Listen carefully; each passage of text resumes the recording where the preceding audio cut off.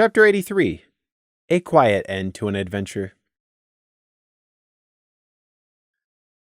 From Living by the Feather and Talon, penned by the Griffin Recaw of the Low King's Court, 942 AC. To be a Grand General, a Griffin must either first be insane or able to willfully don insanity.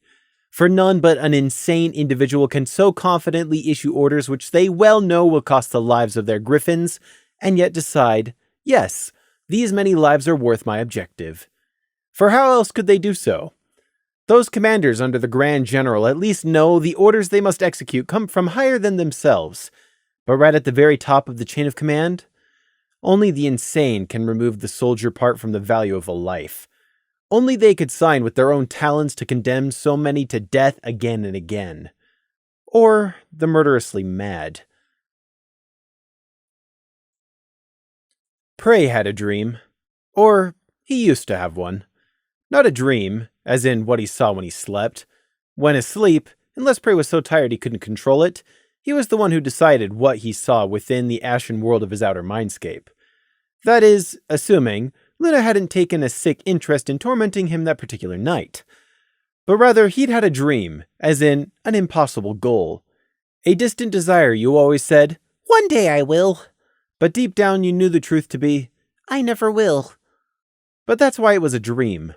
A fleeting, fading flash of brightness too good to be true. That was the type of dream he had had. Not something at the very top of the list. But that was because he had never believed the number one item was ever possible. But still a dream. Something that brought hope rather than cold, logical despair. A dream which he had barely dared to imagine to believe that he might be allowed to hope for. Truth be told, it was the same dream it had always been down the long years. Prey had dreamt of being left alone. Of being free. Of one day, just being allowed to leave all responsibilities behind, to simply walk away from everyone and everything, and be forgotten. To just be free to be left alone. That had been Prey's dream. It was still his dream, but now he wasn't so sure of it anymore. Things had changed, like they do. That was life, and when he waking dreamed now, he wasn't sure what he wanted anymore. Because of Crimson. Crimson was his friend. His only friend. He owed Crimson. He didn't want to leave Crimson. Prey wanted... He wanted the impossible, he knew that. He wanted to be free of Luna's golden shackles and to be left alone. That was the same as before, except now he wanted Crimson to come with him when he left. Or to go with Crimson instead. As long as it was away from danger and he could be left alone, he didn't really care about the destination. He had survived in the deeper green, so he could survive almost anywhere. But Crimson would never just abandon his duty to the unworthy Luna, or the ponies he had grown to know here in Canterlot. And Prey hadn't forgotten that, nor had Crimson forgotten his own blood feud with his own clan.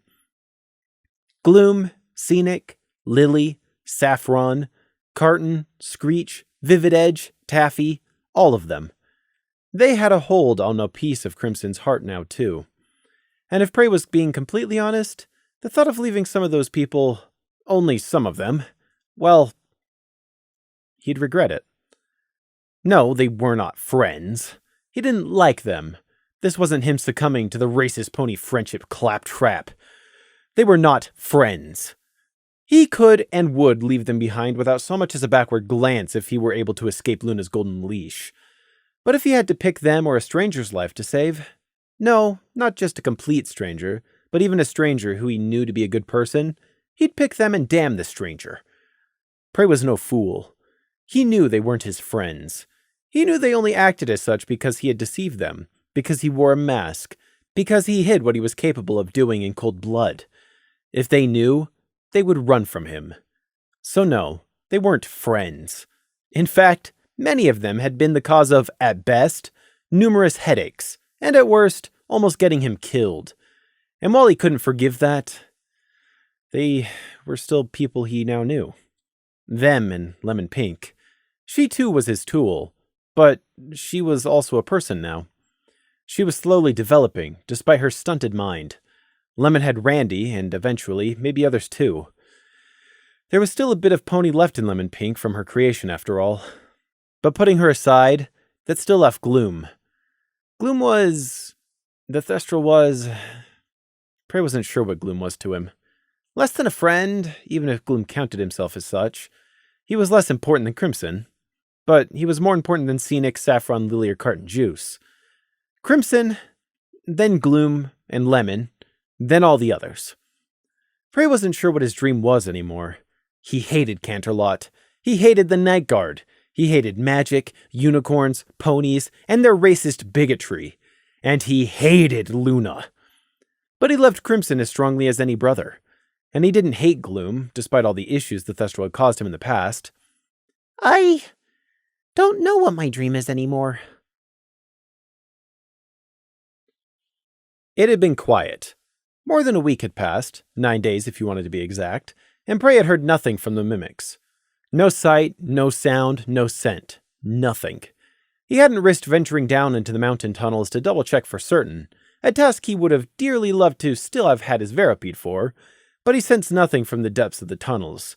As in, nothing. Just still, dead air. Prey didn't know how many of the mimics his orichalcum flower had killed. He didn't know if their fried corpses still packed the dark tunnels even now. But it had been quiet down there. An empty quiet.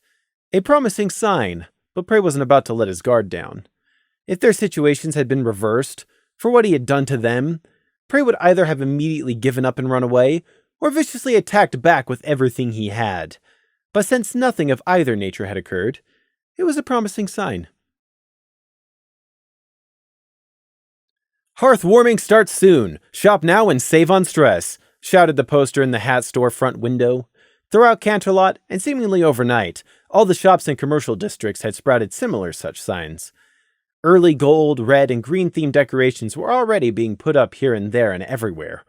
Likewise, scarves seemed to have come into fashion overnight, and as such, Gloom with his own long black scarf draped over his puckered chest scar no longer stood out.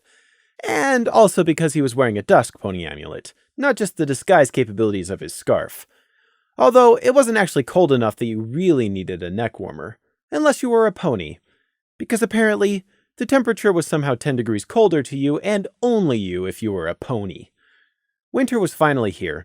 It had slipped in rather unannounced. Partly because, as any season here in the heart of Equestria, it was very mild. Ponies got angsty if it was any other way, demanding that the weather they'd slowly tamed and refined over centuries bend down to their already low tolerance levels. In another few centuries, who knew?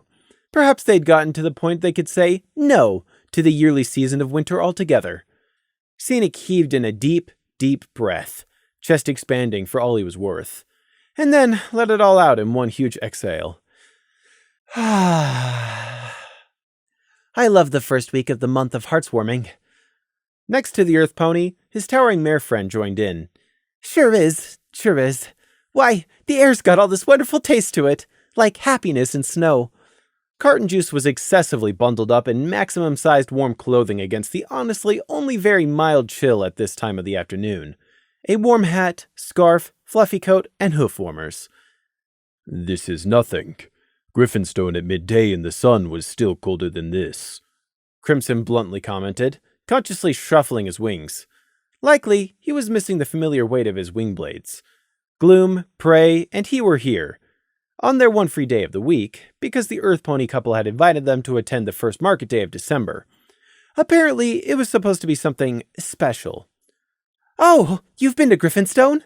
Carton asked in interest, leaning in. "When? What was it like? Are the ponies over there nice?" Crimson fumbled. Their mission to Griffinstone was restricted information. "That is..." Hurriedly, Gloom cut in, deciding it best to just bluntly end this. Sorry, we're not supposed to talk about that. Please don't ask, I'll bring it up." "Why? What happened?" Carton asked without thinking. "Please don't ask, we'll bring it up," Gloom firmly repeated. Carton's moot snapped shut. Sorry, I wasn't thinking. I just, I won't." Next to her, Scenic let out a quiet breath in relief. He didn't know about the Griffinstone mission, and what's more, he didn't want to know. Whatever it was, or whatever they were doing over there, it's best we don't know. I'll sleep better this way. Coward! A smart coward, though, Prey thought judgingly. He looked ahead to the bustling crowds as it joined into the lower Canterlot Market Square they were approaching. More warm clothing and seasonal decorations and colors swirled in the noisy crowd. And here I am. Again. Getting dragged out of my comfort zone. Again. Attending some stupid pony festivity. Again. Prey wasn't even surprised anymore that this was his life.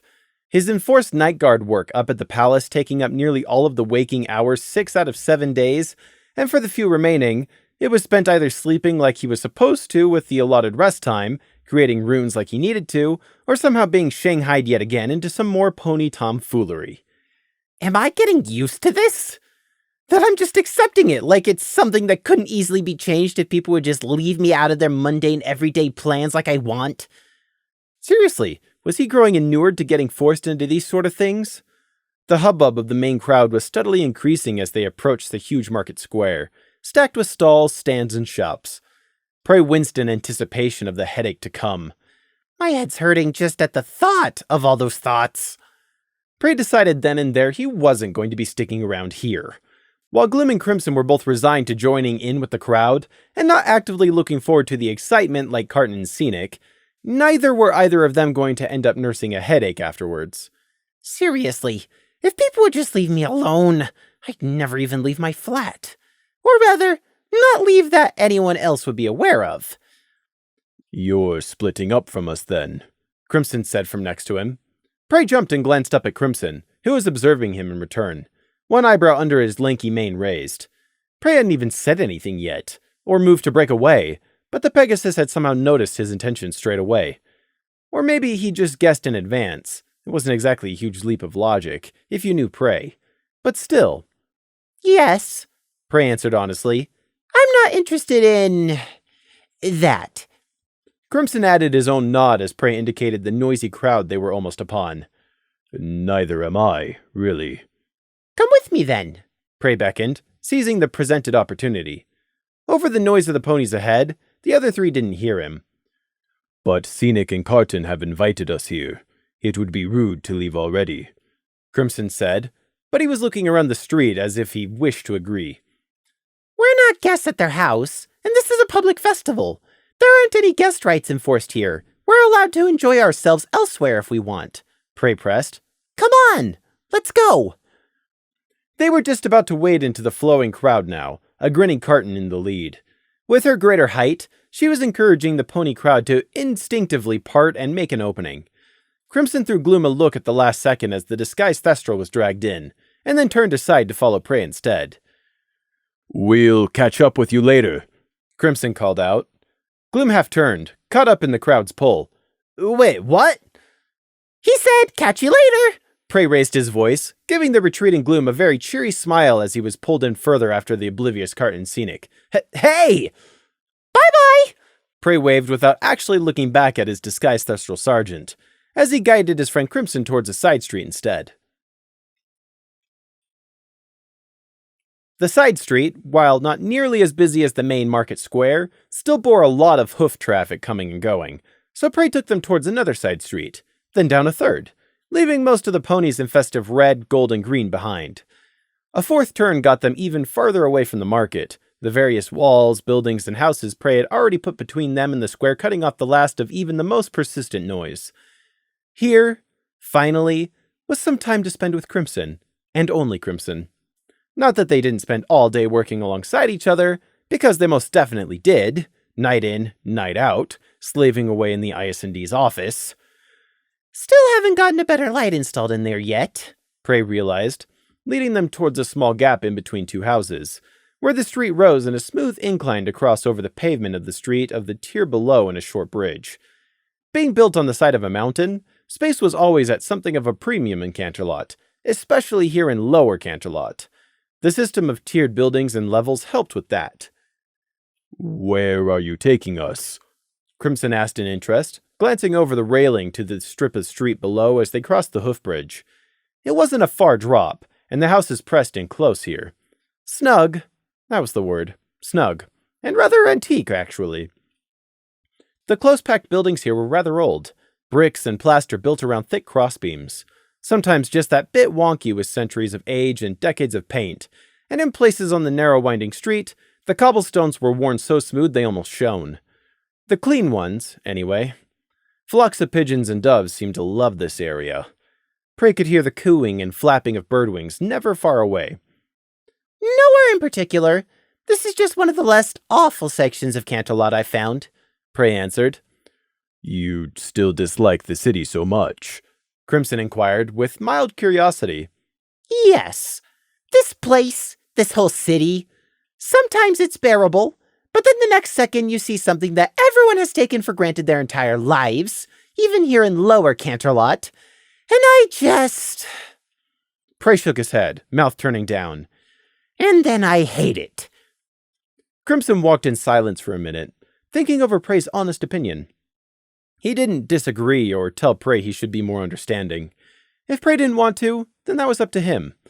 As they'd established between themselves, their quiet testing again and again by putting a bit more of themselves out there each time, there was nothing they couldn't say in private that would drive the other away. They were friends, and they wouldn't betray each other, but that wasn't their fear. Both of their secret fear wasn't that the other would betray them. It was that they themselves would be the one to betray. It was illogical, but the fear that somehow, some way, he would mess up sat in Prey's heart. And if that ever happened, well then... Prey didn't know what would happen between them next. However, he knew that if it was Crimson that somehow messed up, he'd forgive his only friend because he knew it would have been an honest accident. And he secretly hoped that Crimson would do the same if, all the godless forbid, he was the one to mess up. And because of all that, all those things they didn't say but each instinctively knew the other knew, Prey was confident in saying what he truly thought about this disgusting pony city to Crimson without fear of censorship. Except, apparently, whatever it was we said that one time, and I wiped our memories. Or suppressed my own copy, at least. Prey thought, guilt stinging him. But Crimson didn't know about that any longer. It was only Prey who did, so he'd pretended and they could go on as if nothing was wrong. They walked for some more. Presently, Crimson commented, I think I've figured out why you don't mind this bit of Canterlot. Or dislike it as much as the rest, I mean. Oh? Crimson nodded at the latest in a long line of all the asymmetrical shops they were passing. All of the bookstores. Well, you've got a point there, Prey conceded. Out of the last 10 shops they'd passed, 8 out of those had been second-hoof bookstores. The other had both been antique stores. Crimson's ears swiveled one way, and his eyes tracked in another as they kept trotting along, Prey still guiding their path. You've got somewhere that you want to show me, the Red Pegasus observed bluntly. Prey had said they weren't going anywhere in particular, and while that was true, Crimson's statement was also true. You got me, Prey easily admitted, not slowing. So, what is it? Or is it a surprise? Crimson asked, idly watching a dove swoop overhead and just letting Prey take them wherever he wanted. Yes, but only a little bit of one. It's not far now. Okay, Crimson agreed, not pushing for details. And indeed, it wasn't long at all. Crimson looked up at the sign above the door, some of the paint on the old Gothic lettering flaky in patches. The Green Cockatrice, Crimson read. It's actually a two-part establishment. It has a small cafe, but much more interesting is that it's also an antiques dealership, including magical trinkets, Prey supplied. Crimson quickly looked back down at him. Are you saying this is where you got... Crimson trailed off, his right wing partly unfolding briefly. The one secretly bearing the electrite feather. No. Prey shook his head. This has nothing to do with that. No, that was completely something else. Then, the jade necklace, back when it was just a ring? Crimson asked, going to the next logical, if wrong, opinion. Prey tilted his head. What? No, look. This is just a trinket shop for old curios as long as they're magical. I only recently heard about this shop here, so I decided to come here today. Crimson picked up on the rest of what Prey didn't say. I see. And since the choice was between the market with Scenic and Carton, or coming to check this out, this was your choice. Prey smiled lopsidedly. Hey, you wanted to come along too. I didn't exactly have to try hard to convince you. Crimson just wing-shrugged. Come, let's go in then, Prey said. If there was one thing Prey had learnt from the thieves, it was the hard lesson to not underestimate random, previously unknown or untested magical artifacts. Something he had known before, but it had just been beaten home even further in pain and blood. And while there were 1,000 trinkets out there to shift through for every decently powerful artifact, unless you spent that time shifting through the dross, you'd never even have the chance to find the silver. The thing was, though, Lemon Pink had already been through this particular shop earlier this week, and had found nothing worthy. The Green Cockatrice was only one of a score of these shops throughout Canterlot. No, Prey hadn't brought Crimson here with the goal of finding some forgotten and powerful heirloom of another ancient mage family. Not everything was about obtaining artifacts of exceptional magical power. He'd simply come here because it was quiet, and he wanted to spend some time with his only friend.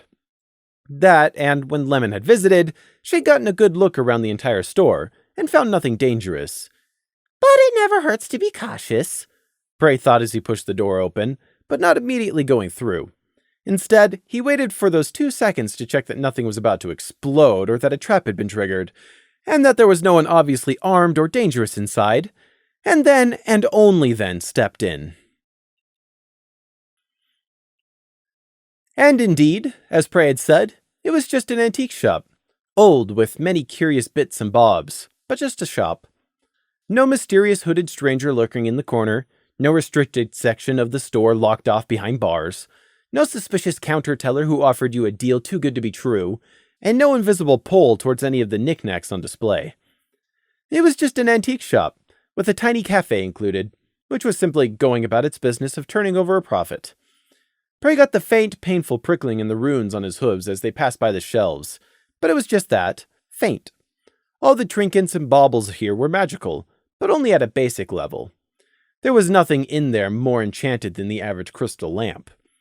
Crimson's quiet comment on it all, as they looked around at the close-packed shelves, was, I was almost expecting something else." There were only 5 other people in the store, 2 shop workers and 3 browsing customers, all slightly older unicorns, the kind you'd stereotypically expect to find in a magical antique store. Spectacles, a notebook, no fashion sense, and utterly unconcerned about it. But that didn't matter. That wasn't why Prey and Crimson were here. They were here to get away from the market square for an hour or so, and then they'd go rescue Gloom. If they couldn't find the disguised Thestral, along with Scenic and Carton, then they'd simply go on their way and meet up back at the palace for work later this evening. There wasn't anything special about this shop. It was simply where they'd ended up at. So that's what they did. They wandered around for a while, idly looking at the trinkets for sale, but quickly losing interest in that. So they ended up just talking, discussing the IS&D work, and commenting on the odd thing on the shelves. Normal, everyday things that were 10 times better with a friend. Prey and Crimson could have gone anywhere, since neither of them had any interest in actually buying anything. Not that the 2 lethargic workers seemed to mind, and it would have been much the same. The Green Cockatrice was simply background. "Do you suppose Carton Juice would like that?" Crimson asked, examining some kind of wind-up music box in the shape of a pudgy bird. Prey cocked his head questioningly. Probably, but why are you getting Scenic's mare friend a gift? "You know," Crimson waved one hoof vaguely, "for hearthwarming, I mean. You know, because you're supposed to give gifts to everyone, apparently." Oh, that? That's a pony tradition only. Besides which, it's not that you're supposed to get gifts for everyone, just your friends. Or not at all, if you don't want to. As I said, it's just a pony tradition. Crimson hummed, still examining the bird music box skeptically. "Carton Juice counts as a friend, and we're in Canterlot now, so I think I should follow the tradition. I mean, it's up to you, but I'm going to. So there's Carton, Scenic, Gloom, you, Lily. Oh, and Saffron too, I guess. Wait, do I need to give something to Captain Nighthawk? What about the lieutenants?" I'm pretty sure you aren't expected to get presents for people who are only work colleagues. Besides, they're Thestrals and just as new here as you. And really, I'm fine. You don't have to get me anything. Prey added on. Crimson tilted his ears to the side in a so-so motion. "We're in Canterlot now, and it would be a nice thing to do." Prey blinked, reaching up and rubbing the fur under his chin as he thought over that. Giving gifts to non-family was very much a pony thing. Just like with Nightmare Night, out on the border, they'd had some different traditions. Given gifts there were usually a birthday thing, if you had the money. Which they hadn't, but Hearth's warming for Prey hadn't ever involved presents. Instead, it had been about family, about eating a big enough meal and not going hungry for once, and doing all the farm work and then everyone gathering in the village to listen to the storytellers. One day out of the rest at the end of the year, and to remember. But actual physical gifts weren't common. Maybe exchanging baskets of food between neighbors, or cutting all their firewood for them, but not trinkets and baubles. It's not what I knew, growing up, Prey said after a bit. Crimson shrugged eloquently. Me neither, but here we are. Prey shrugged back. I suppose so. What can I give Gloom and the others? You want to try this too? Crimson asked, then swiftly added, Please don't give Scenic a dead rat or something. Or anyone a dead rat, actually. Why would I do that? Yes, why would you do that? Prey thought about it, recalling how badly the Earth Pony had reacted to his ghost story on Nightmare Night. If he was feeling malicious, that was exactly like something he'd do. Right. I won't do anything like that. I promise. So, Crimson nodded at the music bird again, returning to the subject of his original question. Do you think that this would be something that Carton would like? Prey thought they'd be lucky to get what they were given, and should just be thankful with that. Although, with how timid the giantess of a mare was when confronted with anything, Prey was willing to bet that even if Carton Juice hated any gift, she'd still beam and thank the giver. If Prey thought a present he'd been given was actually given as an insult, he wouldn't have any such compulsions about being gracious. Depending on who it was, he'd either refuse it, or smile and secretly plan to get even with them later. Unless it was Crimson, of course. Or Gloom, since if that happened, it would have been because of a genuine mistake. You don't need to get me anything. Really. Prey thought to repeat out loud again. And if I want to? I mean, you won't mind if I do anyway, right? Crimson checked. If you really want to, I suppose not. Prey flicked his eyes away, feeling a bit embarrassed. Their friendship wasn't based on giving gifts. Prey had heard there were ways to qualify how a person expressed affection. While he wasn't surprised in the slightest that it was a pony who had come up with the idea, because who else would feel the need to classify and break down friendships? But what was surprising was that even if he was only restating the obvious, it was still an accurate assessment in Prey's view. In essence, the study said there were 4 different ways people, well, in the study it specified ponies, expressed affection for another, and that was by giving of something to the other. The first method was affirmation, telling the person how much you appreciated them, by paying them compliments, telling them how good they looked. The second method was the one that Prey recoiled from in disgust, the idea enough to make him feel sick. And that was by physical affection. Hugs, kisses, nuzzles, sitting with the person, patting them on the back, plaiting their mane, etc. Third, and the one Prey could actually identify with was, quite simply, giving of your time to the person. That meant spending your free time with them, doing what they wanted to do, talking, chatting, participating in an activity, or simply being with them. And the last way was by giving gifts, expressing how they were worth more to you than the monetary value of the item. Any wholesome expression of friendship or affection could be broken down into 1, 2, 3, or sometimes even all 4 methods. Prey just felt that hearthwarming was a forced scenario of number 4, because it was a tradition where giving gifts was the accepted way of appreciating friends or family. Basically, it was at the point that the expectation was, if you don't give them a gift, then you were clearly saying you didn't care about them, which was a false representation and utterly stupid. True, Prey had given Crimson the gift of the Electrite Feather, but that was completely different. It was a weapon, something he'd created during a time when he'd thought Crimson's survival was at stake. But giving presents simply for the sake of tradition on one day of the year irritated him. Well, if Crimson's decided to follow the tradition anyway, I guess I could stand to do the same. Prey decided, eyeing Crimson up and down. Now, what could he get Crimson? He was hesitant to gift Crimson something like the Electrite Feather again. First, because just like he hadn't been able to offer a believable explanation for its origin the first time, he wouldn't be able to a second time either. And it would be much more suspicious the second time around, too. I could probably get him to accept a second such gift anyway, since he's my friend, but To make something powerful and actually worth the while for Crimson to carry, he would need more rare components, and he was loath to risk something again so soon after stealing the raw orichalcum. That, and the sheer time and runic effort he'd have to invest, wasn't a small weight on the scale of consideration either. And to top it all off, there was also the matter of an energy source. The electrite feather worked half off of Crimson's natural internal magic, and half off the ambient mana in the air. It had no internal power, it didn't recharge, but it never deactivated. It passively worked all the time off those two small sources of energy. If Prey gave Crimson another feather, neither would have quite enough energy to function at peak efficiency. well, it doesn't have to be like the electrite feather. It could be something which activated and then needs to recharge afterwards, Prey considered. Hadn't he earlier been thinking that not everything was about magical artifacts? And yet here he was, considering it yet again. Crimson was poking at an egg whisk which apparently whisked eggs by itself. Well, it doesn't actually have to be magical at all and risk drawing attention. A normal, mundane gift might be fine too, like a hoof dagger, or a crossbow, or another set of wing blades.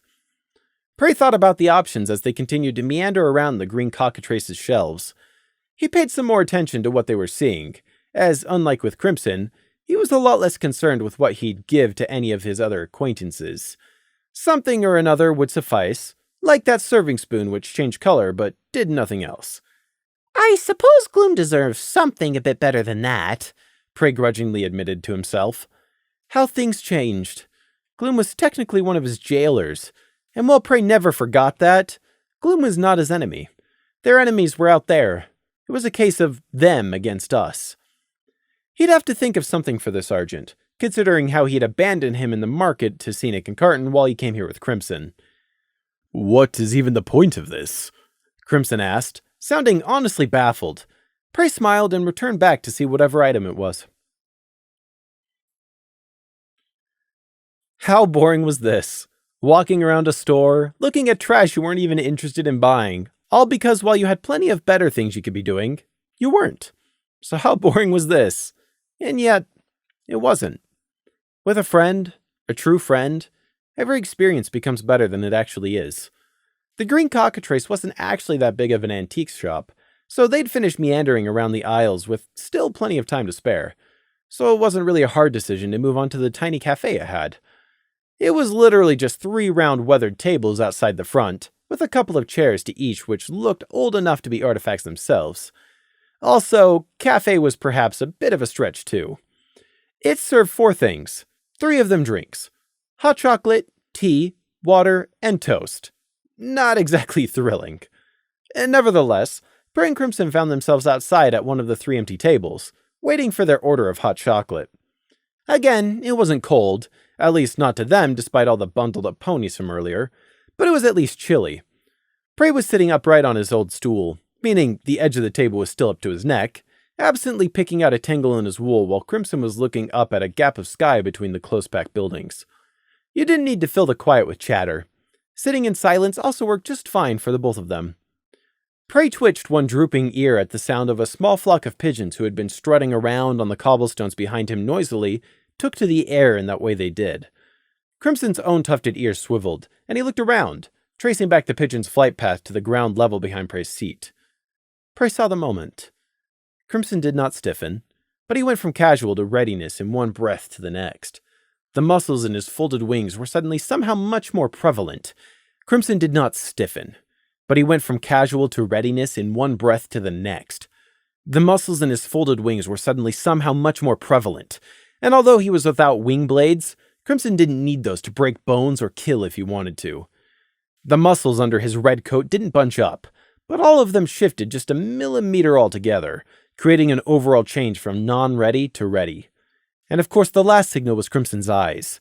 The tells in those amber eyes were always the biggest giveaway. And lastly, because he was Prey, he also felt the sudden hardening in the mental walls of Crimson's mind. Prey did not turn around. He didn't let himself give them away so easily. He calmly reached up to stroke the end of his ribbon, and stared straight into Crimson's eye, silently asking the question, What's the danger? Flee or flight? In the 1 second that they had, Prey stared at Crimson and watched for his response. But Crimson didn't rise. He stayed seated. He held. So Prey stayed and he held too. Only 1 second, but Prey was abruptly too hot and sweating. What was the danger? If they were waiting, was it because fleeing would be pointless? Or because holding still was their best chance? He wanted to turn, to look, but that would trigger everything to start happening.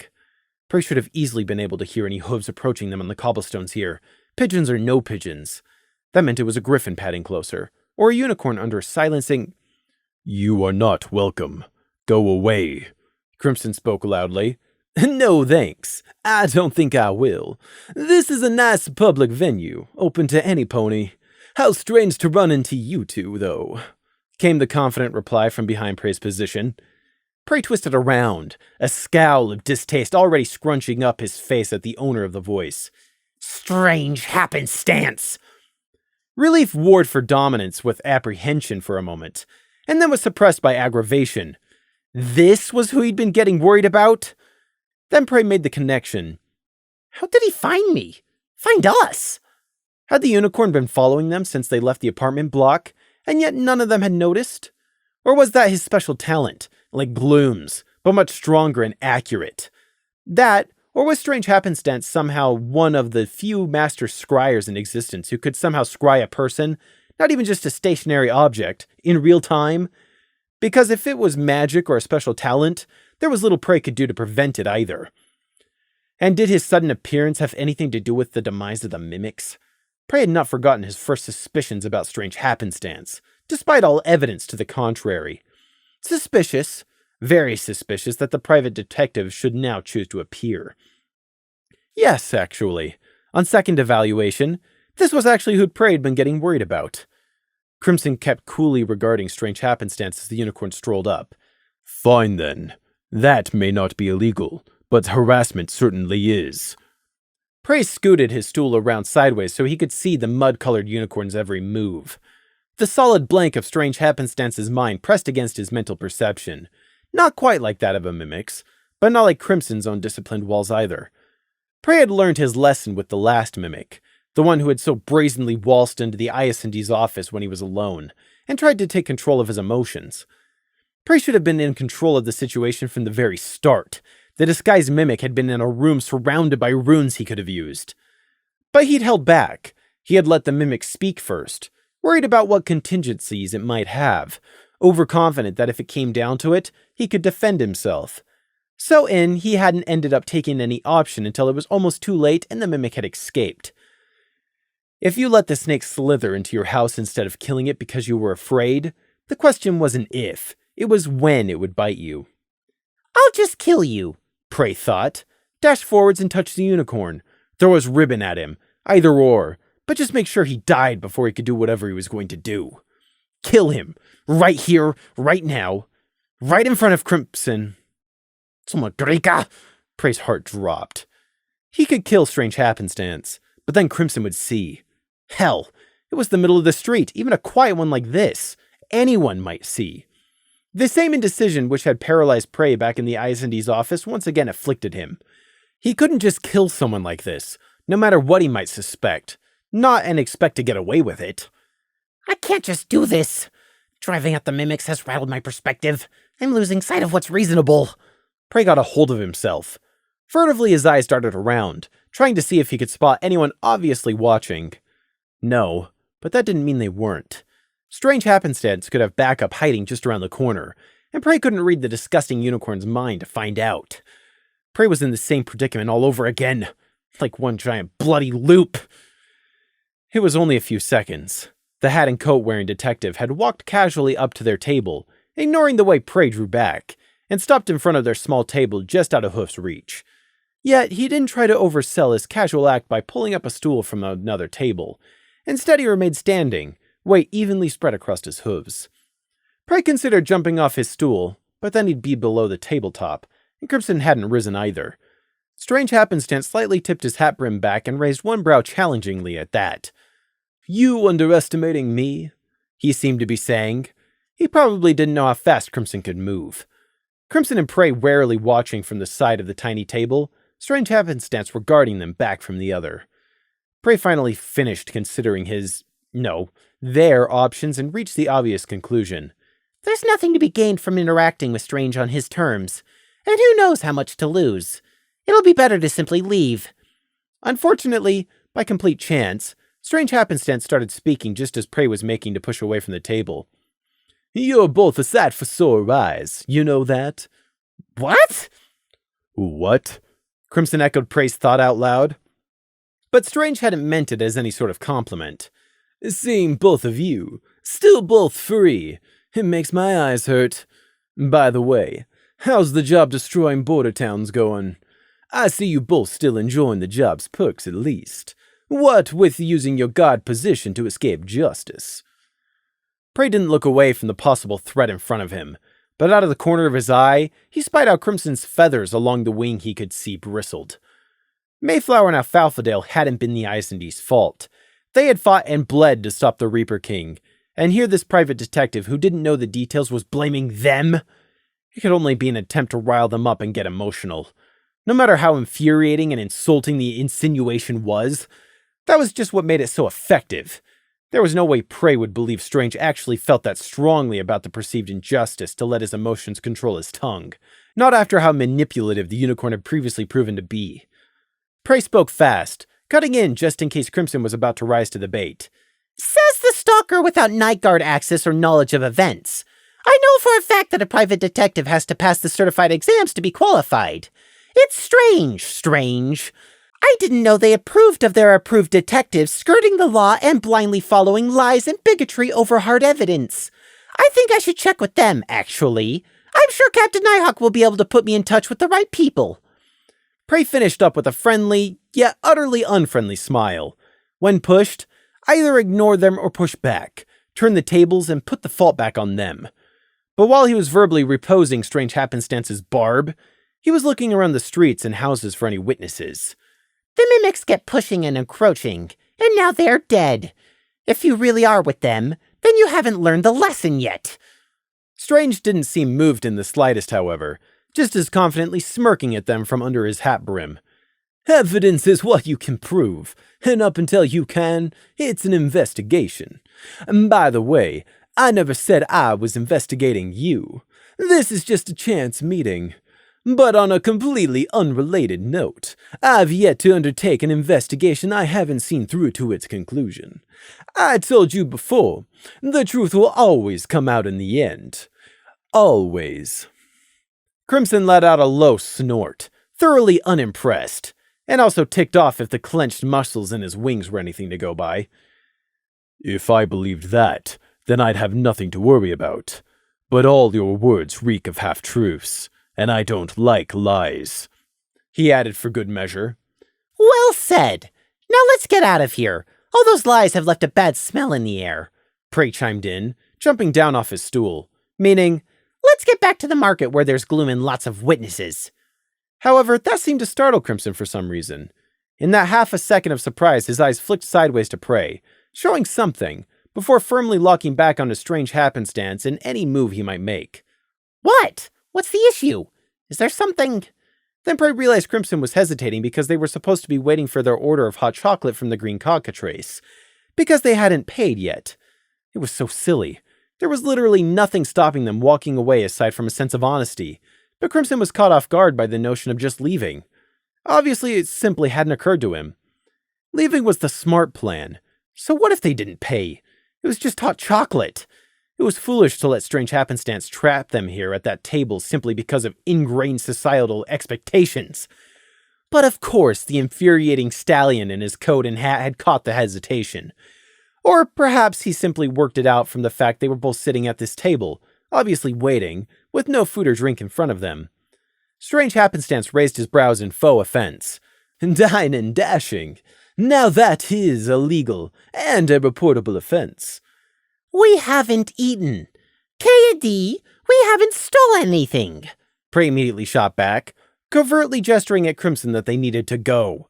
You've placed an order with this fine establishment. You are obligated to pay, even if you don't use the service provided. Strange pressed, taking a step around the table. He stopped, though, as Crimson smoothly rose to his hooves. Keep away from us, he coolly ordered. Try me. I'm legally permitted and even obligated to stop you from performing a crime. And dining and dashing, that's a crime. And being publicly harassed at such an establishment is just as criminal. Prey shot back, eyes locked on the unicorn's horn for the first hint of a spell. I've no idea what you're talking about. I'm just passing through the area, Strange said airily, repeating his earlier lie. Then he flipped back to trying to nail Prey in place with his mahogany-red gaze alone. Violating your probation is also a criminal offense. I shouldn't have to remind you, but here we are. You might want to remember that in case the urge for any more sudden midnight strolls take you. Oh, and the Nightmare Night Party, too. Did you remember to inform your probationary officer in advance before hoof? No? Tisk, tisk, that's your second strike. Tisk, tisk. Just one more and a reevaluation and a hearing into your case will be realized, and all the evidence brought up and re-examined. Just one more strike and you're out. You'll slip up and forget to hide your wrongdoings again. It's inevitable. I've got you no matter what. Prey's first instinct was to lash out and kill him. So was his second. Not only did Strange Happenstance dare to try to threaten him, but how did he even come by that information? But what really alarmed Prey was the mention of midnight strolls. Did he know? Was he just fishing for a reaction? Was he referring to the night with Luna in Ponyville, repeatedly raising Nightmare Night, or another? Or was he just trying to drive a wedge between Prey and Crimson with false suspicion? Prey clenched his teeth. But I can't kill him! At least not here! It was utterly cliché, but Crimson beat him to asking it. Are you threatening us? Strange Happenstance didn't answer. Rather than repeating his legal blanket denial from earlier, he simply stayed silent, still staring intently at Prey from under his hat brim. Prey openly glared back, but it was just a mask. He was angry. Angry at Strange Happenstance's arrogance, and sick to death of this constantly happening to him over and over and over. But Prey was calculating in his anger. Prey was just so sick of the stallion and the paranoia the private detective caused him. I'm changing Lemon Pink's orders from avoidance to hunting you down and ending you. He shouldn't have to deal with this. Hadn't he done more than enough of it for one lifetime already? He'd only just exterminated the mimics in the tunnels, and Strange Happenstance was so puny compared to that. Prey had survived the deeper green, the resistance, the wolfing wood, kinder snatches, sun-worshipping zealots, thieves, Luna, himself, and now latest of all, the mimics. He should be so far beyond a random pony detective by now. But despite it all, Prey didn't feel safe. Surviving those things didn't suddenly grant him any kind of magical protection from lesser dangers. It didn't have to be a bailiff. It could simply be a lucky child with a knife. Both could kill you just as dead. Prey would know. All but the Sun Wolf and her younger sister would have to cross the river someday. So Strange Happenstance? Prey held a healthy fear of him for what he could potentially do. The detective's eyes narrowed, his thoughts completely opaque. And then completely unexpectedly, he stepped back. Strange Happenstance adjusted his hat. Well, I'll be. So that's how it is then, he mused. That's how what is? Crimson took a single, precise pace to the side, getting the table out of his way. Strange just kept backing up, a thoughtful, knowing look on his smug face. Don't you worry your pretty little feathers over it, he drawled. Whatever he was talking about, Prey didn't know. What could he possibly have just worked out? What did he know? Or was this yet another bluff just to get under their skin? You're dead. Shortly, you'll never be a problem to me again.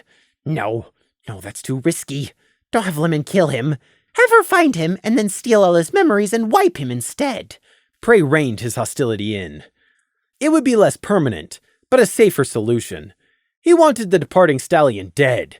But if making it look like an accident was too difficult, he'd settle for simply out of his wool. But if I can get away with it, then you're dead. Prey and Crimson watched the private detective with hawk eyes as Strange sauntered off, not looking away until the last stitch of his heavy coat disappeared around the turn. There was a long minute of silent tension, neither of them relaxing, just waiting for the other horseshoe to drop with a clang. What was that about? Crimson finally asked. He was still standing. I've no idea. Prey scowled. How did he find us? Were we followed? Tracked somehow?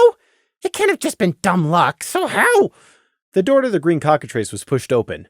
Both of their heads jerked around to see the green unicorn worker from earlier, who served as both a store worker and the waiter, come out with their 2 hot chocolates on a tray. Prey had almost completely forgotten about their drinks order, and why they were waiting out here in the first place. The unobservant pony didn't even seem to notice both her 2 customers were both standing and looking like they were about to leave. She just cheerily shuffled up, carefully balancing the tray in her magic.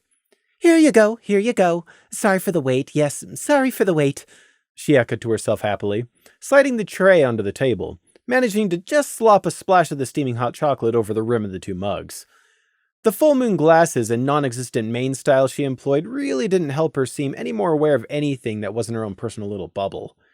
Nice day, yes, very nice day. Got an extra mug left, and it's all good. Everything's good.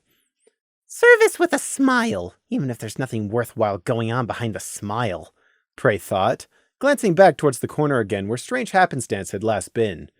He tried to relax the tension from his scarred back. Slowly he climbed back up onto his stool, and Crimson also retook his place at the old table as the green mare shuffled back to the door, happily humming something annoyingly tuneless. I don't understand. Why'd he just leave? Crimson asked into the silence, looking down blankly into his untouched hot chocolate. Prey could only shake his head. He didn't know either. Absently he pulled his now hot chocolate-stained mug over. He took a cautious sniff, then raised the steaming mug in both hooves to take a sip of the hot liquid. The heat kind of blinked out the taste, but even so it wasn't great. Prey had better hot chocolate at the Nightmare Night Party, and that was the mass-boiled kind. This had the faintly hidden bitter taste of... Prey violently spat out his sip. Crimson leant away. Is it that hot? Don't! Prey shoved himself across the tabletop to reach Crimson's own mug and knocked it flying. Dark brown hot chocolate went flying through the air. The mug cracked on the cobbles, but didn't outright shatter. Crimson sprang to his hooves, wings half spread and ready to fit. What's happening? Poison! Prey gagged. He hacked and spat, trying to get any trace out. Somagrika, he tasted it! Had he somehow swallowed any of it? How much was a lethal dose? His mind raced in time with his pulse. But the waiter wasn't thinking about poisoning us. How? Someone else is in the kitchen, slipping it out. Prey! Are you all right? What's going to happen? Crimson demanded, beside him in even less than an instant.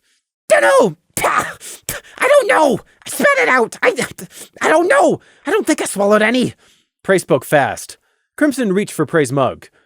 But, I mean, was it strange? But how did he even... No! Don't even touch it! It might be dangerous! Leave it! Strange happenstance! I'm going to kill... No, it can't have been him. Can it? Wait, could he... The waiter! Stop her! Prey suddenly cried out. The green mare had been happy. Too happy. Oblivious and happy. She'd been shuffling about and barely seemed to have even seen Prey and Crimson. Prey had been distracted, but those signs... She was being controlled.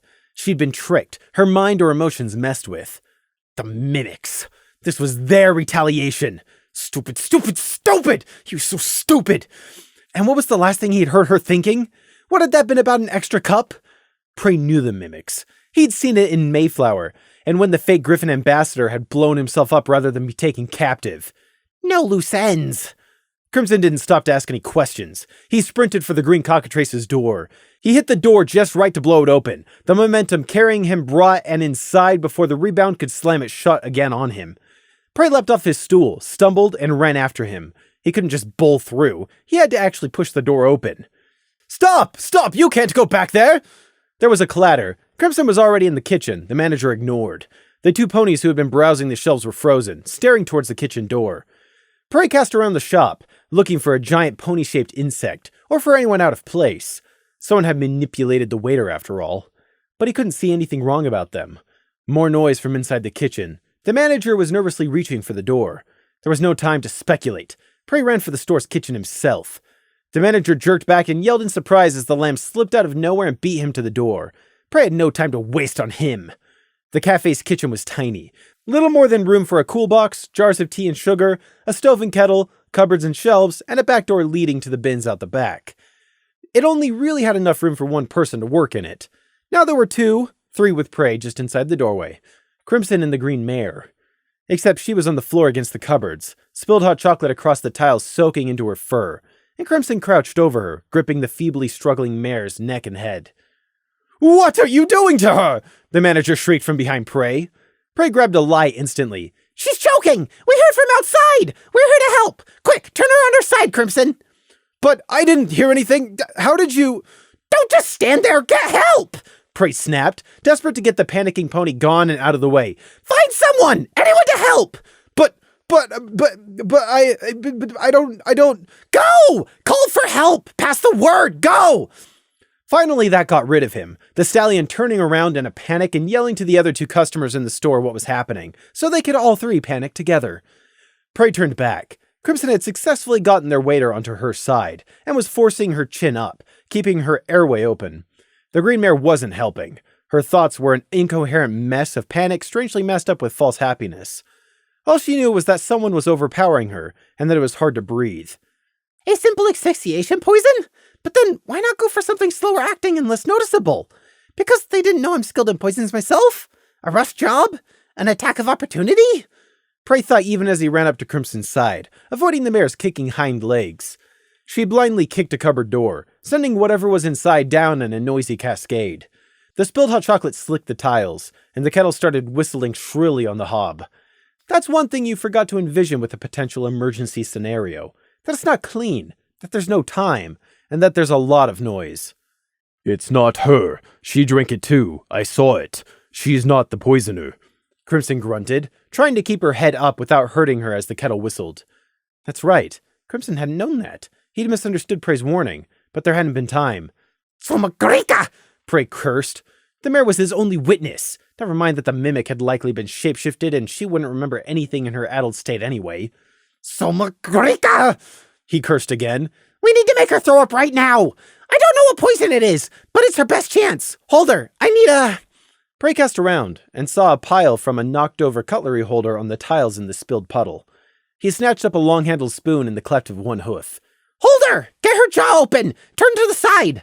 he ordered. The mare struggled. The kettle shrilly whistled. The ponies out in the store neighed and shouted uselessly. Crimson opened his wings and pinned the mare's head down, then used his hooves to drive her jaw open. She panicked harder, but Prey was quick. He ducked under her wing, shoved the handle of the spoon down her throat, and hit her tonsils. Naturally, she gagged and then hurled. Prey had already ducked back, avoiding the vomit which came out. "Don't let her swallow any of that! Make her spit it if you can! Do you see any water? Charcoal? No, they wouldn't have any in here, gah!" That could be him on the tiles instead. He'd even tasted the poison on his tongue.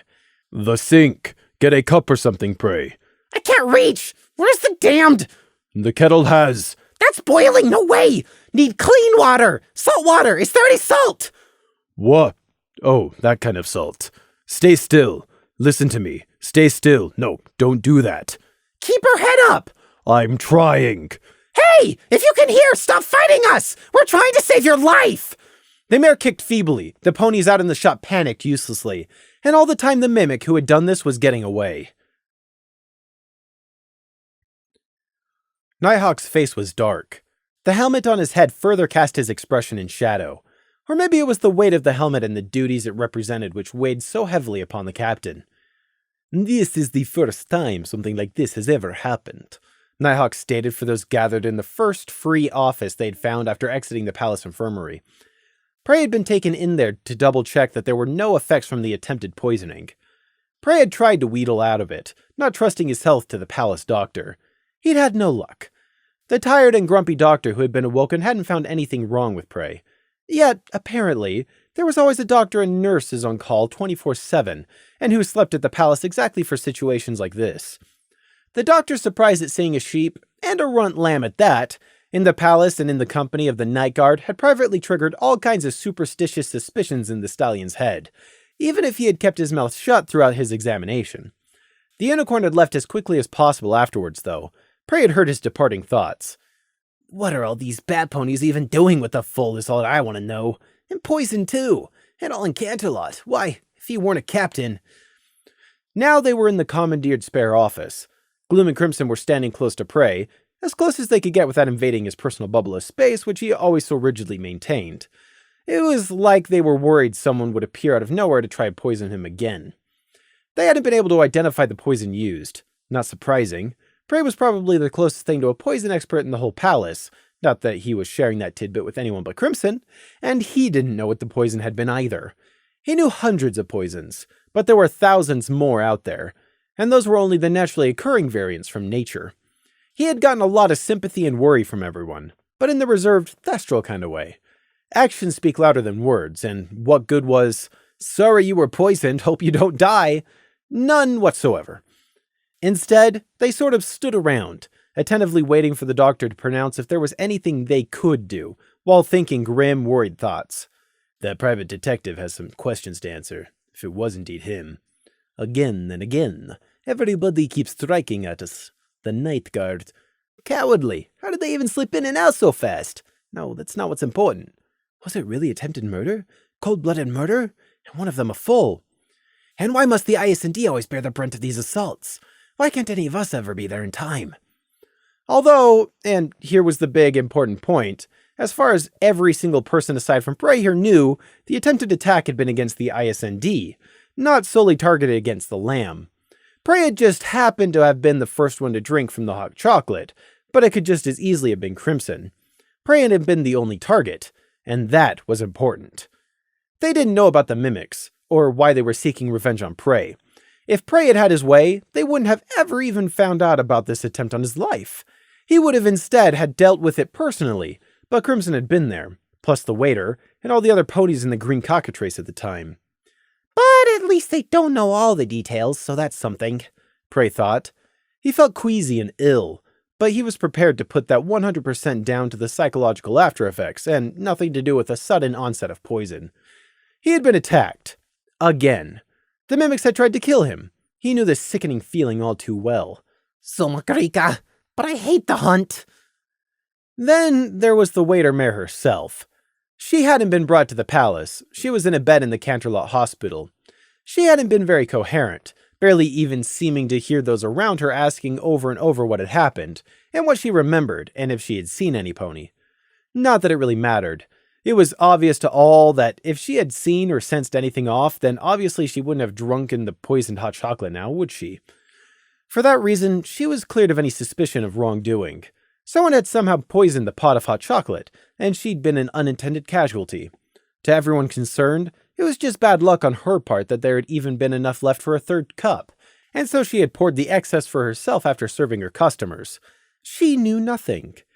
The manager of the Green Cockatrice would of course be questioned, but all of the night guards already knew it would go nowhere. Strange Happenstance was going to be found and questioned, but it was obvious he'd get out of it.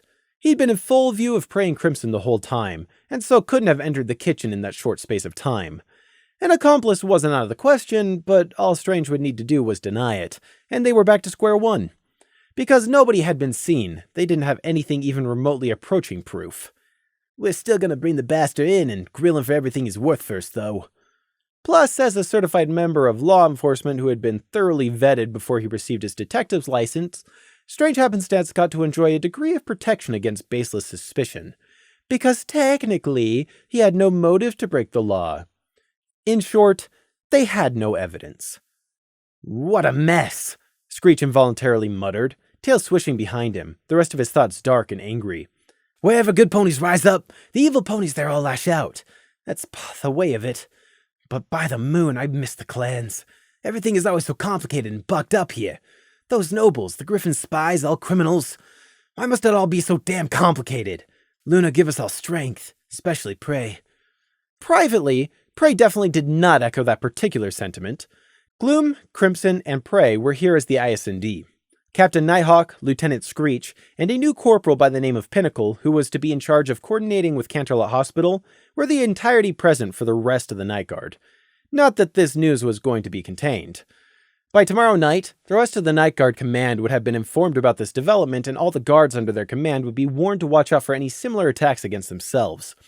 Because while it was almost certain this was an attempt only against the IS&D, not the whole Night Guard, it would be stupid to not spread the warning just in case. Thestrals were not average citizens. They wouldn't mass panic, like a lot of normal ponies would have in their place, so there was no point in attempting to contain the information. It was still just one huge mess, and it was only Prey who secretly knew how big of a mess it really was. Not even Lemon Pink knew yet. He'd have to fill her in as soon as possible. Yet Prey wasn't surprised. This was what happened in war. Murder. Or attempted murder in this case. He was as guilty as the mimics were. He could only wish once again that it hadn't spilled over onto Crimson too. He was still taking it very, very personally. Captain Nighthawk was speaking. Prey stopped tugging at his ribbon to pay attention. Gloom. An attack of opportunity. But that does not mean it cannot happen again. Or even that attempts which simply failed haven't been made before. Princess Luna will be told. However... Nighthawk's gruff tone dropped an octave in resigned frustration. They all knew by now that sentence was finished. However, there's nothing more we can do. Not seeing a need to finish that sentence, Nighthawk moved on and switched to instead saying, Our duty remains unchanged, both as night guards and to Princess Luna. Gliding is easy, but to fly you must flap, Screech muttered in agreement. It seemed to be the Thestral equivalent of the saying, the only easy roads are those which go downhill. I wouldn't know. Prey demurred with false innocence before he could catch himself. He was distracted, busy juggling potential plans and consequences in his head. Usually in the Night Guard Command's presence, he stayed as quiet as possible to avoid drawing attention. But the atmosphere and the very recent poisoning attempt drew the secretly sarcastic comment out of him. It got some mildly surprised looks as people blinked and once again remembered that there was a non-flyer in their midst who didn't get the references and experiences they all understood. Crimson's feathers shuffled. Prey pretended not to be paying any attention to anyone, and that the comment had been reflexive. By the dead, Prey hated being a runt lamb. What action can we take, sir? I'm thinking, but honestly, I can't come up with anything practical or sane. Gloom asked, returning them back to the start of this discussion. Gloom was angry, furious even. It went beyond someone trying to poison one of his unit, although that was unforgivable enough as it was. But after all they had done and endured together, that an attack came when they were in the middle of Canterlot, on their one day off, it was somehow deeply violating and personal. And I wasn't even there when it happened. How dare some pony do this? That sparked an idea in Gloom's head. I've just realized, this could have been Griffonia. Nighthawk and Screech both stood up straighter as the thought settled in their heads. Unseen, Prey winced. Griffonia, Nighthawk mused gruffly. And we all know they'd have reason to, but that's only if they found out it was us who had infiltrated Griffinstone. Screech thought out loud, but it was definitely a thought. It would have to have been a pony, sir. I mean, a pony working for Griffonia. A griffin would have been spotted if they were the ones to do this. Crimson put in. Griffonia. There was no evidence, but to everyone here, excluding Prey's whose mouth was staying firmly shut, it could fit. But again, no evidence. But even so, it still fit. Let's take this to my office, Nighthawk ordered. It looks like we have more to discuss. Seems there might be spies left in Canterlot after all. He didn't say the word out loud, but again, everyone here could think for themselves. Or not spies, but worse, assassins. Prey mentally groaned in exhaustion. What an utter mess! Intrigue. A failed assassination attempt. Mystery, politics, false accusations, paranoia, both justified but also misdirected.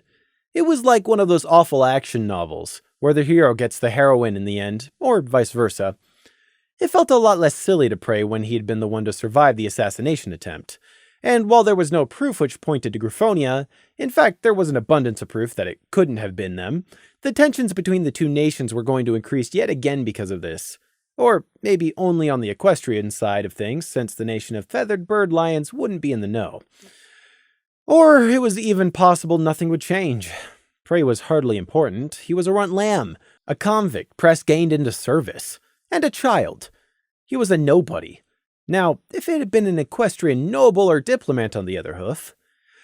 Still, it hadn't been the Griffins, but the Mimic's sloppy attack still meant Prey was the one left in the lurch, what with being a night guard and serving Princess Luna. How unfair was it that you had to help deal with your own failed assassination attempt?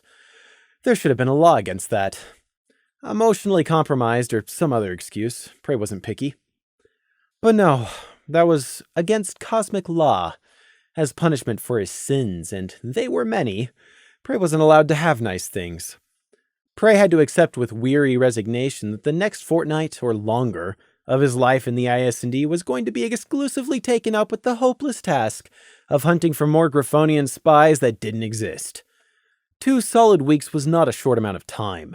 It wasn't months, but a lot could happen in 2 weeks. Or a lot of nothing could happen instead.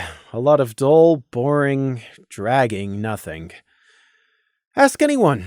2 weeks is a long time when you're spending 12 hours a day, sometimes even 14 when they ran over, working yourself to the bone on a task which turned up nothing. Gloom and Crimson had become oddly protectively paranoid, which irked Prey for reasons he couldn't quite pin down. They didn't discuss the poisoning attempt, only talking about it from the professional standpoint of their job. What motives would any employee of the Green Cockatrice have, if any? Were there any disturbance reports filed in the area the day before or the day after? Can the poison be traced? Things like that. IS&D things. Things they didn't have to try to express and muddle out how it affected them personally. So by silent agreement, they didn't talk about it except professionally at any point during those 2 weeks. The 3 of them tried searching through the Equestrian Postal Service lists again to see if there was anything there. They found over a dozen possible links. A dozen possible links that they had to investigate. And a dozen possible links that turned out to be nothing. They went back to the gemstone refineries and mines, interviewing some of the 4 ponies and managers, but it was just turning over old ground again. They even interviewed the captured Halflow, the griffin who Nighthawk and the others had secretly abducted on their mission to Griffinstone, and who had been the start of all this. Surprisingly, it was the first time Prey actually ended up seeing the griffin in person, despite having viewed the dark, almost black-feathered griffin before in the dreamscape, in the shared dream with Screech, the one Luna had dragged him into without his permission, and utterly against his consent. Luna. Even bottling up and putting aside his own personal disgust for Luna, and only looking at it from a logical standpoint, and it was not an easy thing to do. Prey still had trouble wrapping his head around her arrogance and brashness in ordering the mission in the first place. It should have failed, and if it weren't for Crimson and Gloom having been on the mission at the time, Prey would have been insulted that it hadn't failed like in all probability it should have. But back to Halflow. The visit to see the captured griffin had ended up being only brief. The griffin had a cell. Not a dungeon cell, but more an actual room. One he couldn't leave, but still a room nonetheless. That had come as an honest surprise to Prey. He had expected Luna to have given special instructions specifically ordering Halflow's life to be made miserable. There were so many methods available to slowly break a person over time. No light, withholding food and water, a cramped, low ceiling, a cold cell, loud noises at irregular intervals, the removal of all forms of privacy, and those were only the most harmless of methods Prey knew of. Instead, Halflow had a small room. White, unadorned walls, a desk and a chair, an unmade cot, and a sink and a toilet in the corner with a privacy curtain which could be drawn. The desk even had a couple of paperbacks on it. Really, the only difference which clearly distinguished this as a cell, not a room and a very cheap bed and breakfast over a night motel, was that it had 2 doors, both of which could only be opened from the outside. The first was just a solid door with a viewing hatch, but the second was a metal barred affair. The second was always shut, but during the day, the first door would be kept open so that the prisoner's room could be seen into. There was no need for a lightless, empty, lead-lined vault when you were a magicless griffin. Not that there weren't some enchantments on the cell. Prey was sure there was an alarm spell in there at the very least. Seriously though, this is what an international criminal warranted? This was actually slightly better than most households on the border. Or was it precisely because the Dark Feather Griffin was an international criminal? Then again, perhaps Luna doesn't care enough to bother tormenting the griffin now that she's gotten what she wanted. Her hatred did seem to be more aimed at Felion, and he's now apparently dead. Prey had thought as he stood behind Gloom, looking into the cell. He was sure an alicorn had better things to be doing with her time. Or maybe not. Who knew? When you were immortal, you got to experience all the time in the world once. The only thing you couldn't do was go forwards or backwards in it. However, Prey didn't get his questions on the passage of time from an immortal's perspective answered that day. It balanced out, though, in a way, because the IS&D didn't get any of their other questions answered either, hence the short visit. Halflow had been laying on the cot on his front. He looked up when the three of them arrived outside the barred gate. From the way he started, he clearly recognized and remembered Gloom and Crimson well. New armor and color-changing enchantments or none, they had been the ones to capture, tie up, and fly him all the way back to Equestria after all. Of course, the Griffin would recognize his tormentors. Halflow had rolled off his cot and stared at the two stallions. Not glared, just stared. His sharp yellow eagle eyes didn't have the sharpness Prey had come to associate with griffins. They were the eyes of the weary who was slowly losing hope day by day. "When can I go back to my home?" Halflow had asked. He hadn't answered any of the questions they asked, just, "When can I go back to my home?" None of them had been very sympathetic to Halflow's plight, and the Griffin could obviously see that. He well knew his position as a political prisoner, and despite his trial and sentencing, the actual punishment which would be levied against Halflow was still a bit hazy to everyone. "When can I go back to my home?" Halflow knew that his imprisonment was political, and knowing politics, he was holding out hope that he'd get politically released. But that flame of hope was obviously dwindling as one day turned into the next. "He's no Stormcrow, yes? A city griffin. No point to his talons, and no iron in his wings," the remnant of Garrow had whispered in scornful glee. Still, just as Prey had known they wouldn't, the IS&D got nothing further out of Halflow. Not even when Prey had made a token effort and gotten under Halflow's feathers and riled him up did the Griffin do anything other than stand in his cell and refuse to reply to any of their questions with anything but, "When can I go back to my home?" "When you've served your time, and not before," Gloom had eventually snapped at him, and they had left. The Griffin had never been going to be able to tell them anything, but it still felt anticlimactic and cheap to Prey. Felion, in contrast, had been so driven, so sure of himself. Prey remembered the freezing fire in the Griffin ambassador's ice-flecked eyes, before he had been replaced by the mimics, of course. But his message and his devotion to his nation had been so much more impressive than the defeated, black-feathered Griffin in the cell behind them. And it circled back around to the mimics in the end, exactly like it had started. The mimics. Prey had thought he was done with them. He had hoped he had finally driven them out. He had believed they had finally learned to leave him alone. Perhaps it's I who should have learnt the lesson. Nowhere is safe. Nothing is sacred. No one can be trusted. Now his future was back to being uncertain and dangerous again. He honestly didn't know what he could do further to scare them off. He had burned them, cut them, hurt them, suffocated them, poisoned them, and killed them. And in such a final, all-encompassing blanket sweep which was killed everything or nearly everything in the tunnels under the mountain. And yet, the mimics had tried once more. Was it a final attempt at revenge by a broken force? Or was it them continuing to fight back with what remained to them? Which was it? The answer could change everything. Too bad Prey had no way of finding out on which side the answer fell, and so would have to assume the worst. If he ever dropped his guard, then he was dead. Prey was not taking the attempted poisoning well. People tried to kill him all the time, it felt like. But the threat, that fear of death in the moment when your heart was pounding in your ears, and you could taste your own bile, and the unbidden question comes and you don't know the answer. Am I going to die? It wasn't a pleasant experience. It's not fun being the prey. But 2 weeks became 3.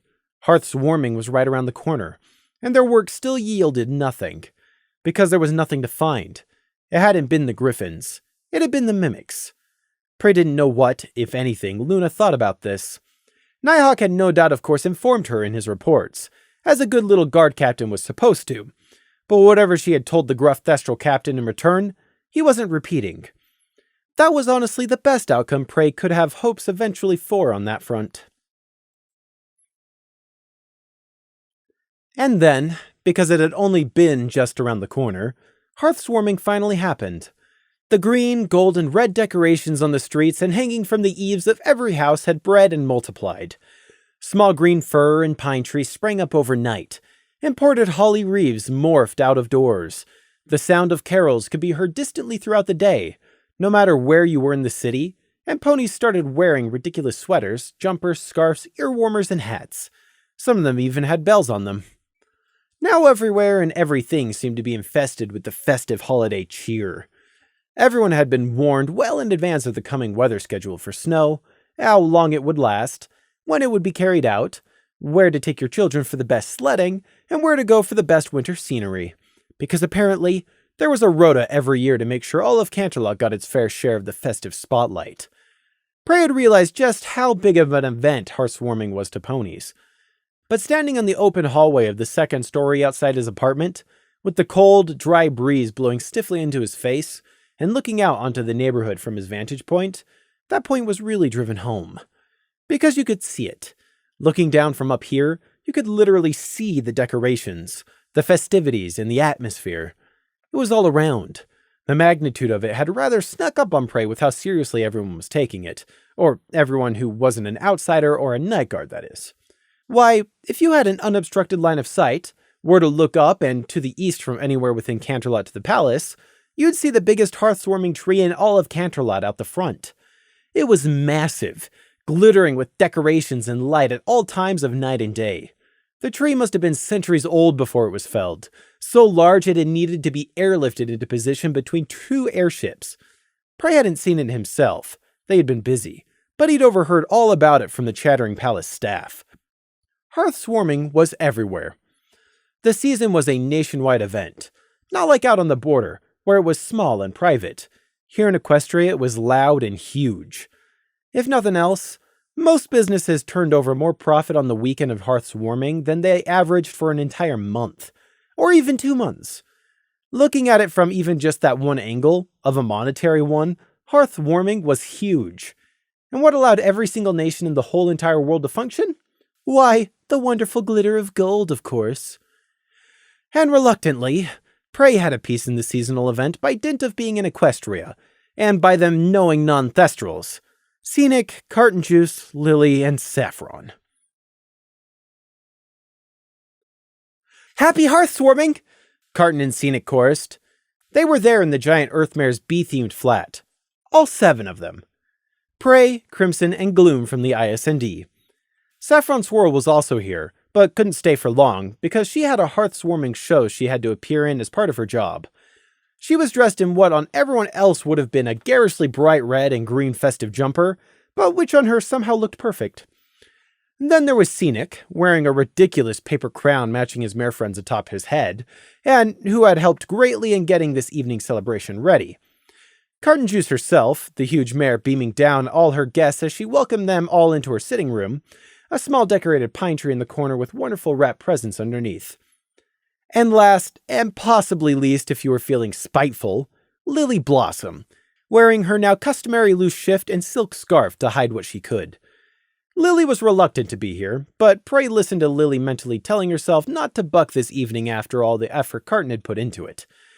Lily had been silently hoping that her parents would reach out to her at least for hearthwarming and invite her to share in the family celebration back home. Failing that, she had at least been hoping for an invitation from Tallow, her brother, the one that was slowly making an effort. But nothing had come of her hope, and so she was left to celebrate hearthwarming with strangers for the first time in her life, instead of her blood family.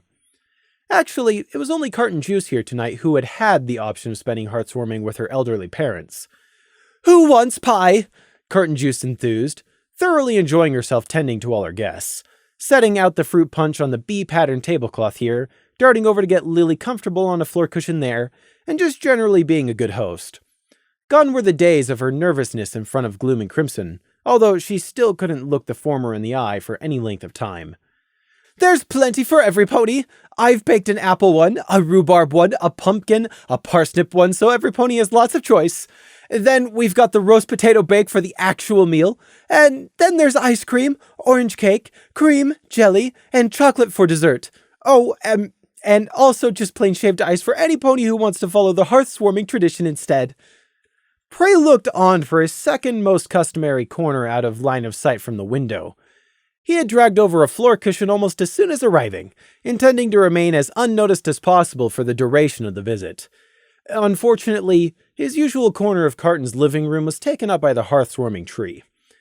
Meanwhile, Gloom was putting in the effort to be a conscientious and good guest, Crimson too in his own brand of blunt and sometimes obliviousness, But with Saffron and Lily there as well, there was plenty of attention to go around. Enough that Prey didn't have to join in on any conversations. He could just sit near the fire, his second seating choice, and go mostly undisturbed, him being bodily present enough to qualify as participating. The mantelpiece had its now familiar assortment of bee ornaments set upon it, but also hanging beneath it now a number of fake snowflakes dusted in glitter, and a weird decoration which was a fusion of 4 horseshoes joined in the middle and all fanning outwards. Prey vaguely wondered what it was supposed to be, but only vaguely. He wasn't about to ask. Which was fine, as it turned out Gloom was also intrigued by the oddly forged bits of metal, and asked the other ponies what it was supposed to represent. Saffron had beamed broadly. "It's a clover, as a symbol of Clover the Clever. Note the 4 leaves to signify good luck and hope in the future to come." I asked the same question the first heartswarming after I was put out.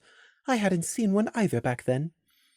It appeared there was a multitude of small, pointless in Prey's view, traditions surrounding heartswarming, like the placing of an orange on the mantelpiece, the sun decoration at the top of the tree, hiding a bundle of string beans around the house, and using a broom to sweep the doorstep, even if there wasn't any snow on it because of the porch's roof, and singing the heartswarming story carol around the table before you could start eating.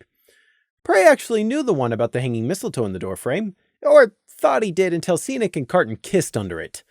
That wasn't what the mistletoe was supposed to mean. Or at least, not out on the border. But this wasn't the border. This was the golden city of Canterlot. When Prey unsubtly checked his meal for poison, well, it was still too subtle for the normal ponies in the cozy room, Gloom and Crimson didn't say a word. In fact, they waited for him to nod and cut into a slice of pie before they even touched their own. Not that they thought for even a single second that Carton Juice would even consider poisoning a rat, let alone a person. But then, the waiter hadn't known she was serving poisoned hot chocolate either, had she? Free food was free food, though, so Prey at least made sure to politely say thank you to Carton Juice for that, since you should never take your next meal for granted. At his thanks, Carton had predictably gone, "Aw, it's nothing," while still smiling with pleasure. Everyone else complimented and thanked her for the food as well, Saffron the most eloquently, and Lily the most perfunctorily even though she really meant it, and Carton was left bubbling with happiness. She was an honest person who found honest happiness in making others happy too. Spoiled, racist, entitled, and arrogant, and yet she's still a nicer person than me. Prey could admit that to himself. Gather round! Gather round! It's time for the gifts!" Carton announced, clapping her huge hooves softly together. Mayhaps she had meant it to be a surprise, or perhaps simply not expected Gloom and Crimson to quite get all the nuances of heartswarming as outsiders. But if so, it wasn't a surprise. Everyone here had brought a bag with them this evening, with a selection of small gifts for everyone else. Nothing big and fancy, just a nice gesture all around. Even Prey had ended up buying a present for everyone. It was less effort than arguing over the real value of giving, and it wasn't like he really cared about his night guard's salary.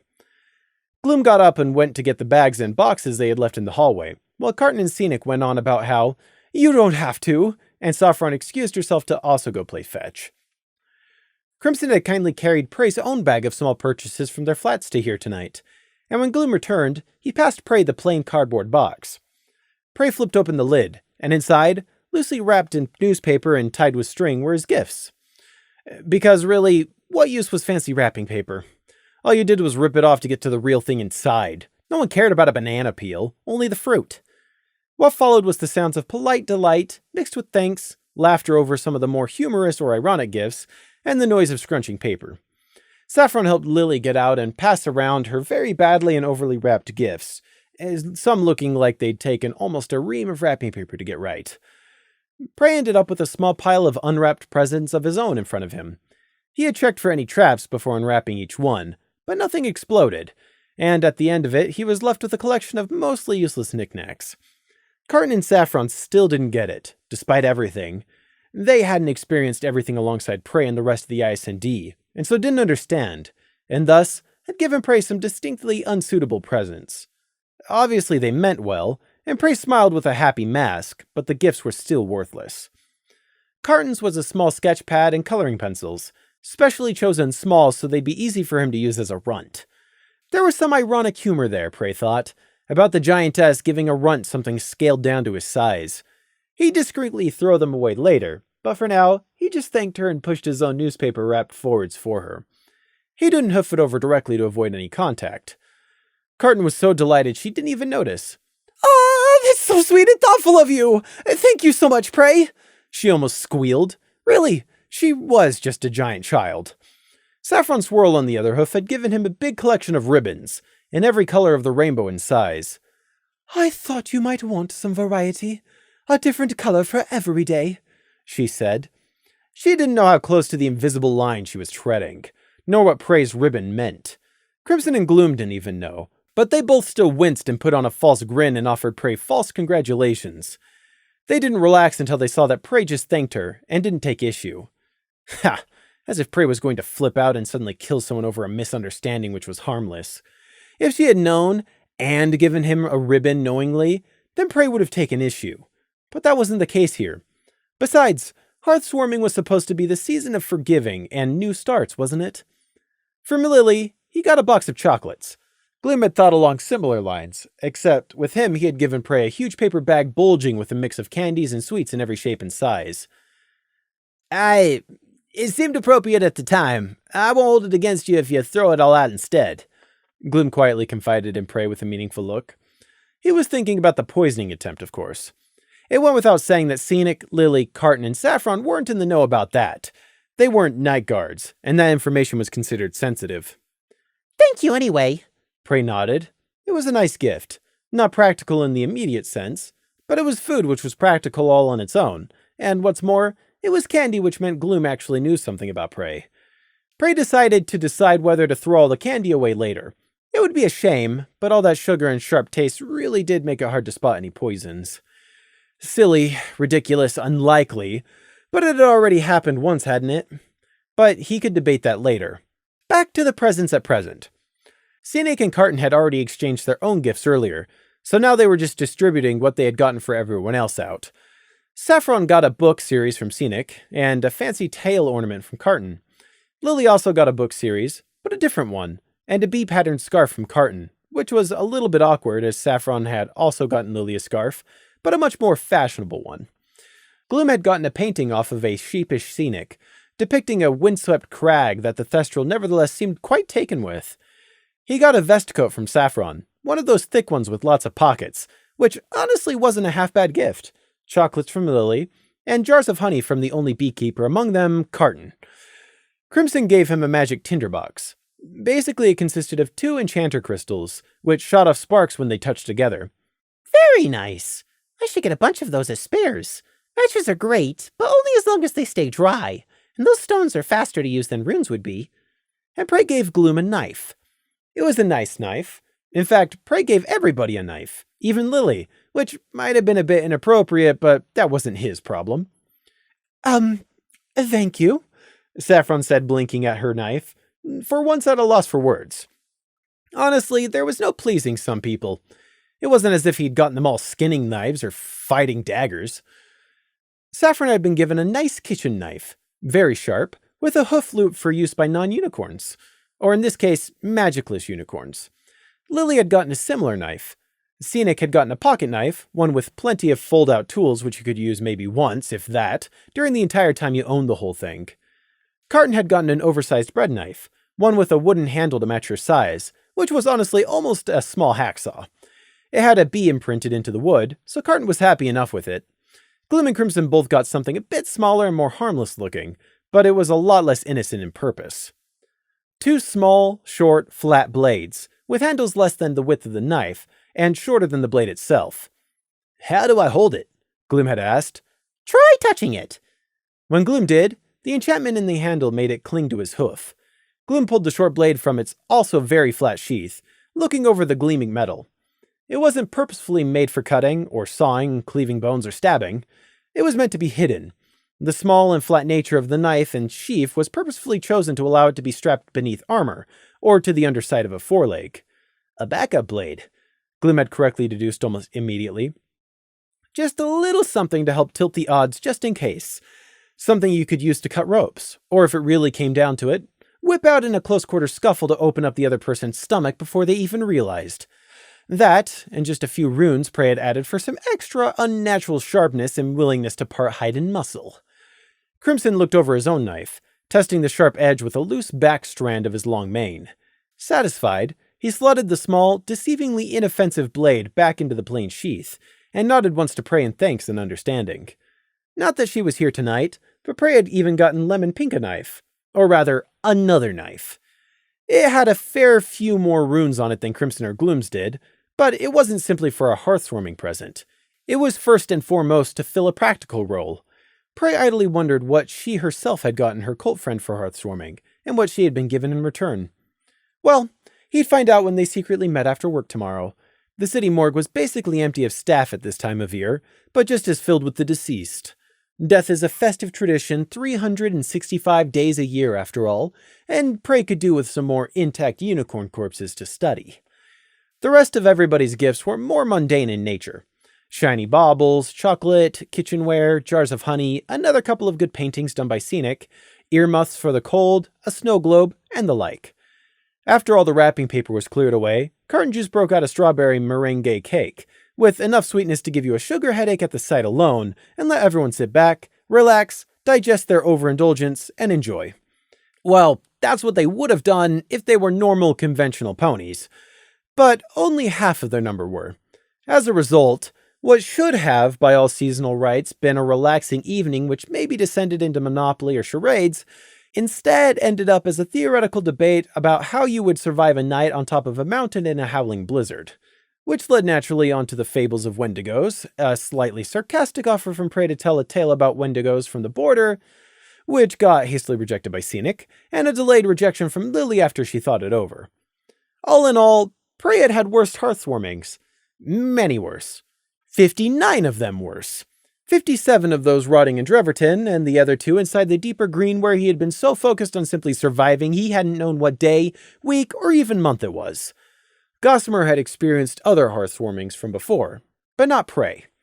All told, the evening wasn't as awful as Prey had been expecting it to turn out to be. And while it would have been much more productive to have spent it building runic arrays, he didn't have anything special he would have been doing alone for hearthwarming either. So, as the perfect thickness of a layer of snow blanketed the windowsills and roofs outside, officially judged to be 3.5 inches by the weather teams, and the warm and cheer of indoors contrasted the bright cold, there could certainly have been worse ways to spend an evening. It was not bad. Not bad at all. In fact, there were only 3 ongoing things at present which could serve to ruin this sense of peaceful enjoyment, which for Prey, when compared to his normal count, 3 wasn't actually that outlandishly of a high number. And number 1, his ongoing enslavement by Luna. That hadn't changed, but nor had it gotten any worse. Second was, of course, the mimics, and was the most immediate and very real threat to him. And for number 3 was strange happenstance. And that issue was, Lemon Pink had failed to find the other unicorn.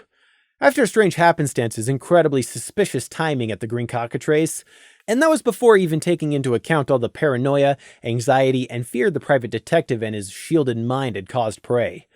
He didn't know what Strange's real motives were, nor what he was hiding. And strange happenstance most certainly was hiding something. And Prey was utterly sick of him. So he'd sent Lemon Pink out to track down the stallion, or possibly even secretly a mimic, because every time Prey thought he had the stallion species figured out, he went and did something to induce doubt. And Prey had had enough. Lemon was going to find him, then they were going to capture him, and then they were going to take all of his memories. Then Prey would know how concerned he really needed to be, and what courses of action he was free to take to permanently deal with his strange problem. Be that either mind alteration or making the pony disappear entirely. But Lemon couldn't find him. Strange Happenstance was supposed to be a private detective, and he was officially registered too, but there was no registered home address. The office address came up empty, the small rented building dusty and unused.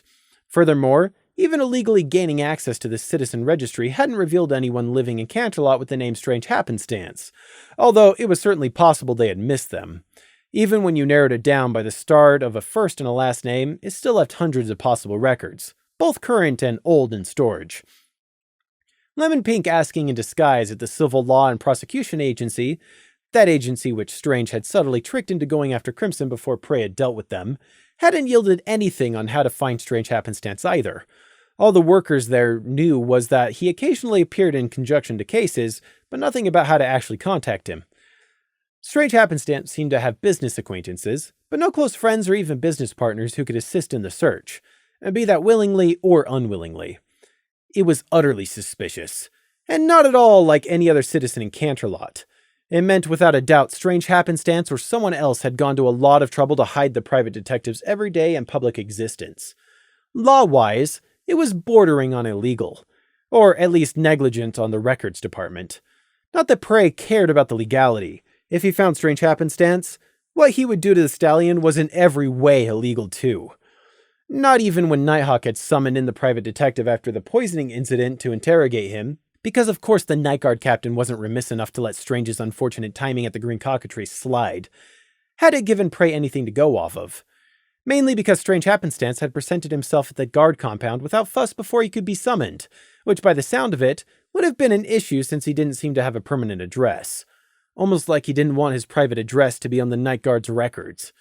And of course in the interrogation, Strange Happenstance had denied everything, citing pure bad luck, just like they had known he would before they even began.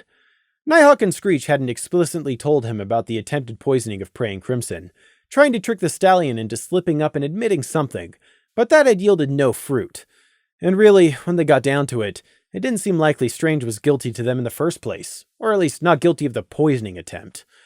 Regardless of any of that, Nighthawk had told Strange Happenstance in no uncertain terms to leave the IS&D alone or else.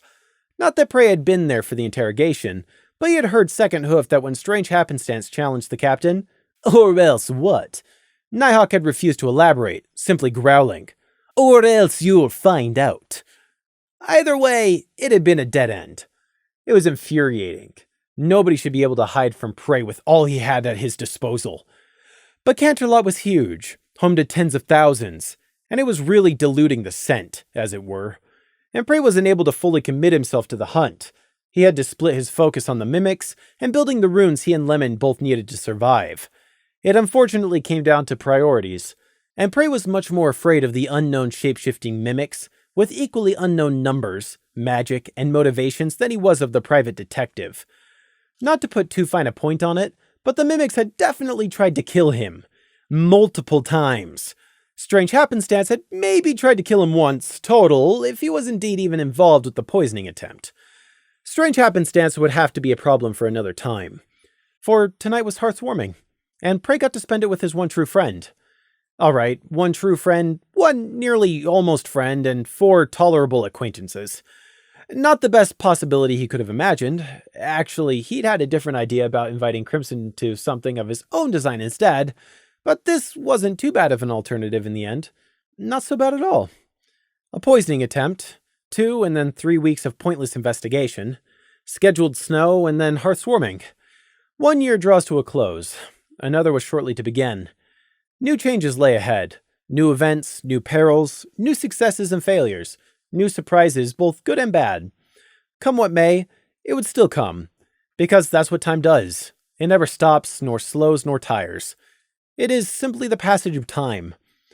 Prey, Gloom, and Crimson would shortly go back to their flats, return to work tomorrow afternoon, and from that perspective, not much would have changed. Was that good or bad? And indeed, the new year didn't bring huge change to the IS&D. Not every seasonal event finishes in a climax of self-reflection and New Year resolutions. Sometimes, it was just time. It was late in the new year, approaching the end of January, and already the weather teams were pushing Canterlot rapidly back towards the warmer temperatures and climate that ponykind so adored. The IS&D had already completed 2 separate cases to catch some small-time smugglers, quite by accident uncovering them when searching for the Griffin spies which didn't exist. And then, at the end of the first month of the year, chaos did reign. Despair under a sweet-tasting sky of pink, because up will be down and down will be up, and how shall we fly away when we fly in reverse?